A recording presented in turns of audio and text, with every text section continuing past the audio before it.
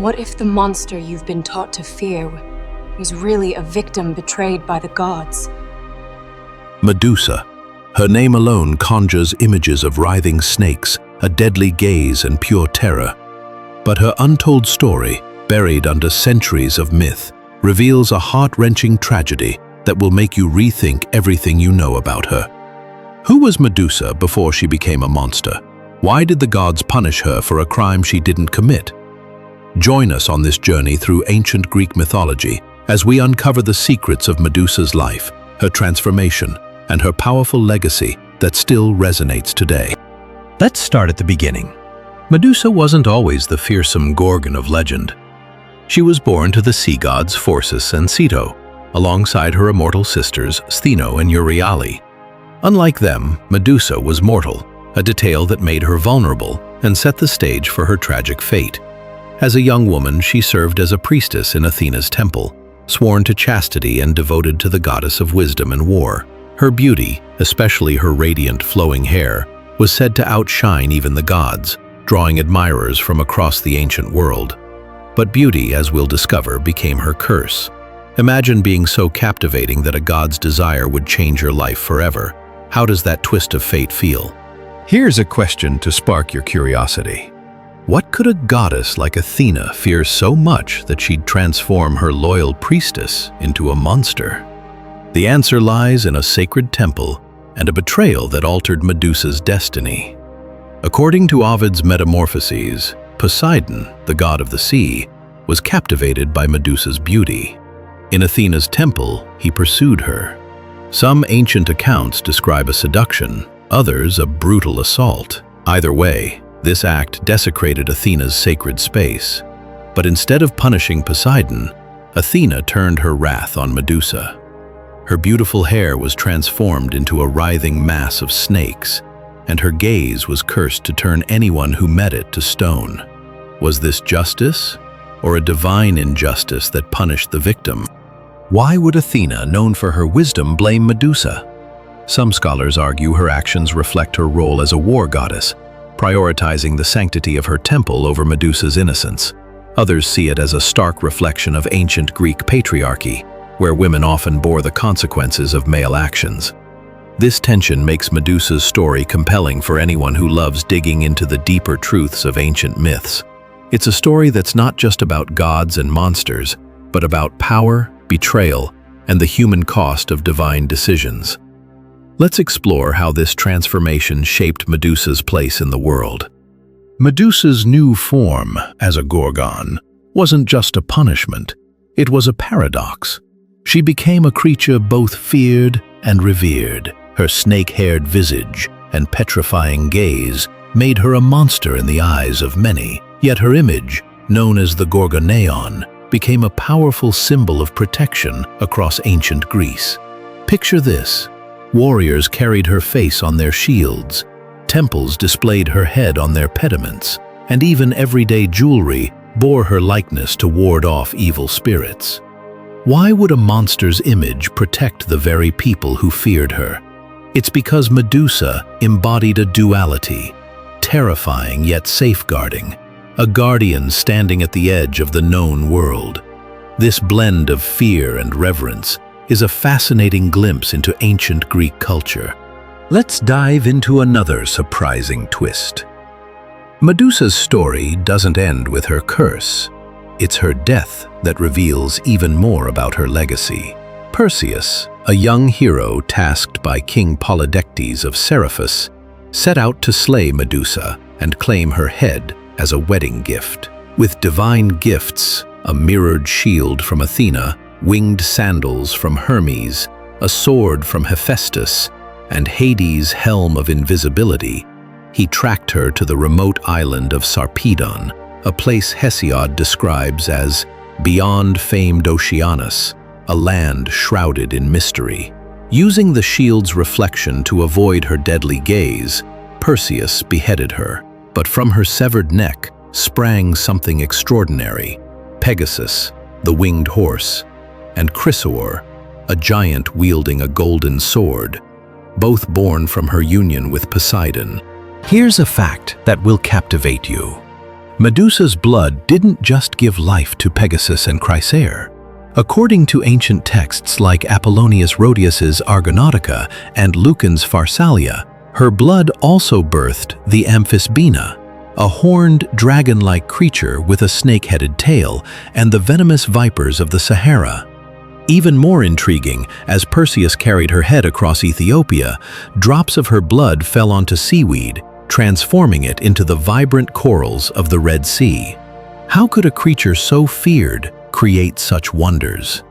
These myths highlight Medusa's generative power, a stark contrast to her monstrous reputation, and offer a fresh angle for anyone who loves uncovering hidden details in ancient stories. Medusa's head, even after her death, retained its petrifying power. Perseus wielded it as a weapon, turning his enemies to stone before gifting it to Athena, who placed it on her aegis, a shield symbolizing divine protection.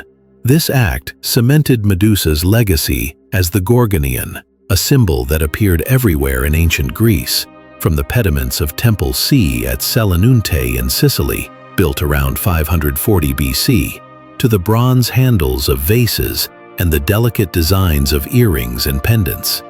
Her image was a paradox, a monster who protected, a victim who empowered. For those fascinated by ancient symbolism, this duality is a treasure trove of meaning, revealing how the Greeks saw power in the very things they feared. Here's another surprising detail to keep you hooked. Did you know Medusa's story inspired the invention of the flute? According to Pindar's 12th Pythian ode, Athena, moved by the mournful cries of Stheno and Euryale after Medusa's death, crafted the flute to mimic their haunting lament. But when she saw her distorted reflection while playing, an image too close to the Gorgon's own, she discarded the instrument in disgust. This obscure myth adds a layer of pathos to Medusa's story, connecting her to the arts and the gods in a way that's rarely explored. It's a detail that brings her tragedy to life for anyone who loves the intersections of myth and culture. Medusa's image in art tells its own story of transformation. In the Archaic period, from 700 to 480 BC, artists depicted her as a grotesque figure with a round face, wide eyes, a beard, and sharp teeth. Imagine the eerie Gorgoneion on the Temple of Artemis at Corfu, staring down with unsettling power. But by the classical and Hellenistic periods, after 480 BC, her image softened. Artists like Polygnotus portrayed her as a beautiful woman, even during her beheading, with wild serpentine hair but a human face. This shift reflects a growing fascination with her humanity, a theme that resonates with those seeking the untold aspects of her story. These artistic changes offer a window into how the Greeks grappled with her complex identity. What if Medusa's story is more than a myth? What if it's a mirror for our own world? Modern scholars have uncovered insights that make her story more relevant than ever.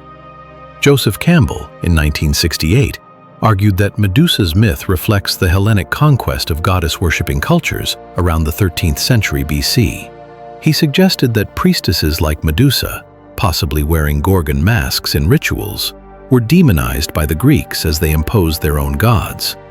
This historical lens offers a fascinating glimpse into the cultural shifts of ancient Greece, perfect for viewers who love connecting myths to real-world events. The feminist perspective brings Medusa's story into sharp focus for today's audience. Hélène Cixous, in her 1976 essay The Laugh of the Medusa, reimagined her as a symbol of female empowerment, urging women to reject patriarchal narratives. She wrote, "She's not deadly, she's beautiful, and she's laughing," challenging the idea that Medusa's gaze is something to fear.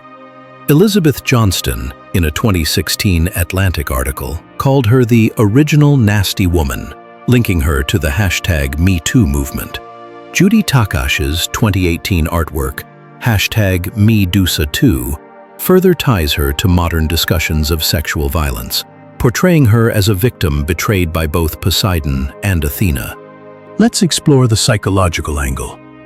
Sigmund Freud, in his 1940 essay Medusa's Head, saw her petrifying gaze as a symbol of castration fear, with her snakes representing male genitalia. While controversial, This idea sparked further analysis. Beth Selig, in a 2002 study, argued that Medusa's punishment stemmed from rape, not seduction, highlighting her as a victim of divine injustice.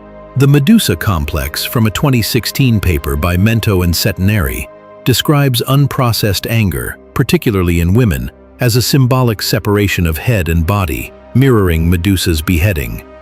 Medusa's story also weaves into philosophy and literature. In Jack London's 1914 novel, The Mutiny of the Elsinore, her image represents scientific determinism, a cold force that petrifies human emotion. This nihilistic view contrasts with her feminist Reclamation, showing how her myth can embody opposing ideas. For those who love complex narratives, this duality makes Medusa's story endlessly fascinating, bridging ancient myths with modern thought.